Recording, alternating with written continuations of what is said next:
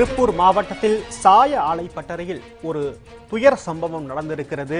4 வடமாநில தொழிலாளர்கள் சாய ஆலை கழிவு தொட்டியை சுத்தம் செய்யும் பணியில் ஈடுபட்டிருந்த போது பரிதாபமாக உயிரிழந்திருக்கிறார்கள். என்ன நடந்தது? விவரங்களை நமது திருப்பூர் செய்தியாளர் பாலாஜியிடம் கேட்கலாம். பாலாஜி, இந்த சம்பவம் எப்படி நடந்தது?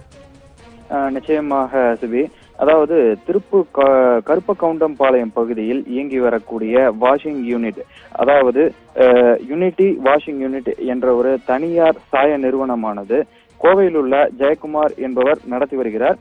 இந்த சாய சலவை ஆலையில் இன்று சேகரமாகக்கூடிய கழிவு நீர்கள், அதாவது இதற்கு பயன்படுத்தக்கூடிய ரசாயனங்கள் அனைத்தும் கழிவுகளாக்கப்பட்டு அவை ஒரு தொட்டியில் சேகரிக்கப்படக்கூடியது வழக்கம்.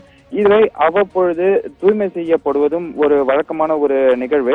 இன்றைய நிலையில் இந்த நிறுவனத்தில் வேலை செய்யக்கூடிய 4 வடமாநில தொழிலாளர்கள் இந்த கழிவுநீர் தொட்டியை சுத்திகரிக்கக்கூடிய பணியில் ஈடுபட்டுள்ளனர். அப்பொழுது முதலாவதாக இறங்கிய நபர் உள்ளே தவறி விழுந்து மாரடைப்பால் உடனடியாக உயிரிழந்துள்ளார். இதனையடுத்து மற்றவர்கள் ஒன்றன் பின் ஒன்றாக இறங்கி அவர்களை தூக்குவதற்காக முயன்ற பொழுது தொடர்ந்து 4 பேரும் அந்த கழிவுநீர் தொட்டியில் இருந்து விஷவாயுக்கள் தாக்கி உயிரிழந்துள்ளனர். இவர்கள் அசாம் மாநிலத்தைச் சேர்ந்த தில்வார் ஹுசேன், ஃபரூக் அகமது, அன்வர் ஹுசேன், அபு என்ற 4 பேர் இந்த நிகழ்வில் உயிரிழந்துள்ளனர். சிபி, பாலாஜி, திருப்பூரை பொறுத்தவரை இந்த சாய ஆலை பட்டறைகள்ன்றது ஒரு பிரச்சனையா இருந்தது. அது சில விதிமுறைகள்லாம் வகுக்கப்பட்ட ஒரு சாய ஆலை பட்டறை எப்படி இயங்க வேண்டும் அப்படிங்கிறதுக்கு சில விதிமுறைகள்லாம் இருக்கு.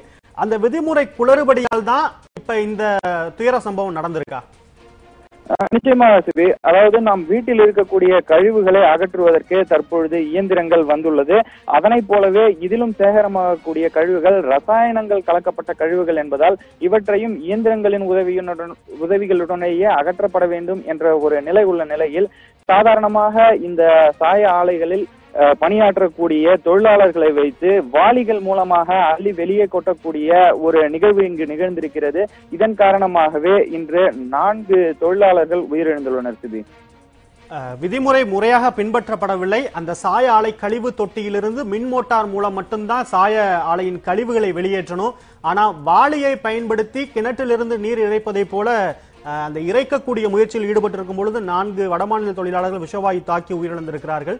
இது மிகப்பெரிய விதிமுறை மீறலாக இருக்கிறது. சம்பந்தப்பட்ட சாய ஆலை அந்த பட்டறையோட உரிமையாளர் மீது விசாரணைங்கிறது எந்த அளவுல இருக்கு?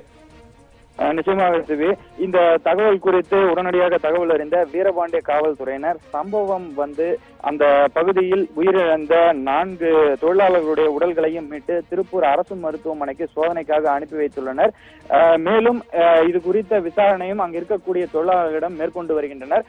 இதன் உரிமையாளரான ஜெயக்குமார் என்பவர் தற்பொழுது கோவையில் இருப்பதால் இங்கு அவர் இல்லாத காரணத்தினாலும் இது குறித்து மேற்கொண்டு விசாரணைகள் நடைபெற்று வருகிறது. சிபி, திருப்பூர் மாவட்டம் கருப்பக்கவுண்டம்பாளையம் பகுதியில் இயங்கி வந்த ஒரு சாய ஆலை பட்டறையில் கழிவு நீர் தொட்டியை சுத்தம் செய்யும் பணியில் ஈடுபட்டிருந்த வட மாநில தொழிலாளர்கள் 4 பேர் விஷவாயு தாக்கி உயிரிழந்திருக்கிறார்கள்.